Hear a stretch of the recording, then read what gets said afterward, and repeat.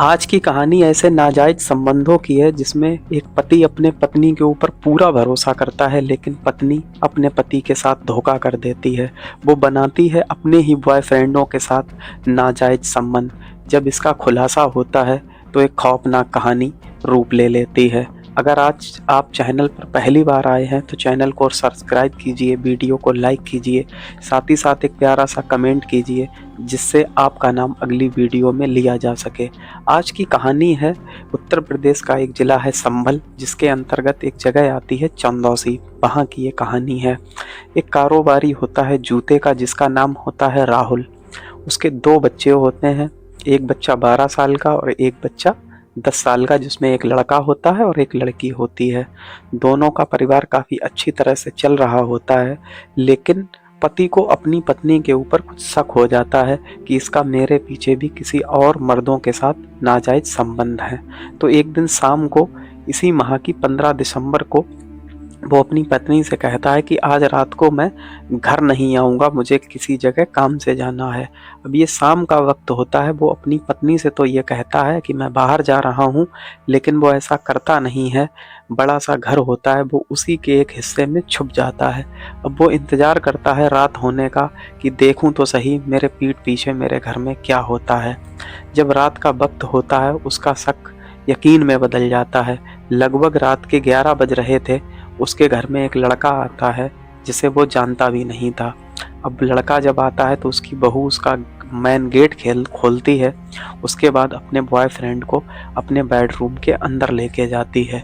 लगभग 20 मिनट के बाद जब राहुल अपनी पत्नी यानी रूबी के कमरे में जाता है तो देखता है उसकी पत्नी और उसका बॉयफ्रेंड आपत्तिजनक हालत में थे।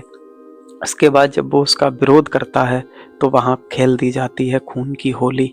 उसके बाद 2 से 4 दिन गुजर जाते हैं तो वहीं चंदौसी में एक नाला होता है गंदा। वहाँ कुछ लोगों को स्मेल आने लगती है। बहुत ज़्यादा कुत्ते एक बोरी को पकड़ पकड़ कर खींच रहे होते हैं।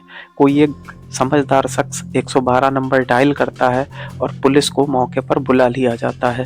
जब पुलिस वाले तफ्तीश करते हैं तो पता लगता है इस थैले या बोरी के अंदर किसी मानव शरीर के अंग हैं जिन्हें कई हिस्सों में काटा गया है।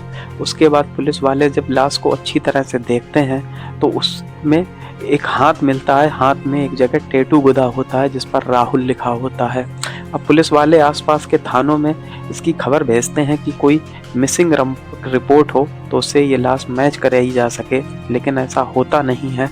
और 72 घंटों के बाद पुलिस वाले उस कटे हुए टुकड़ों को एक साथ मिलाकर उस लाश का अंतिम संस्कार कर देते हैं।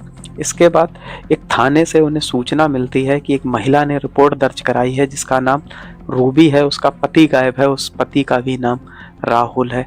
अब पुलिस वाले जब उस महिला को बुलाते हैं और उससे पूछताछ करते हैं, उसे फोटोग्राफ्स दिखाते हैं, तो वो महिला मना कर देती है कि ये मेरा पति राहुल नहीं है।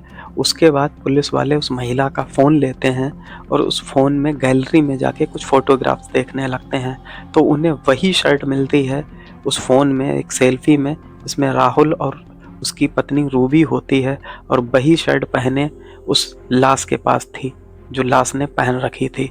अब इसके बाद पुलिस वालों का शक गहरा होता है तो वो रूबी से पूछते हैं तो रूबी इधर उधर की बातें बनाने लगती है और एक बयान पर टिकी नहीं पाती है। इसके बाद पुलिस वाले जब उसके नंबर की सीडीआर निकालते हैं तो उसमें हैरान कर देने वाला खुलासा होता है। उसमें 4 अननोन नंबर थे जिन पर घंटों घंटों बात हो रही थी। एक जिस नंबर पर सबसे ज़्यादा बात हो रही थी उस लड़के का नाम गौरव होता है और पिछले महीने, इसी महीने दिसंबर में 1153 बार कॉल आई या गई थी। उसके बाद पुलिस वाले जब पूछते हैं तो वो महिला बताने लगती है कि वो मेरा बॉयफ्रेंड है। इसके बाद उस गौरव को भी बुलाया जाता है और पूछी जाती है उस रात की हकीकत।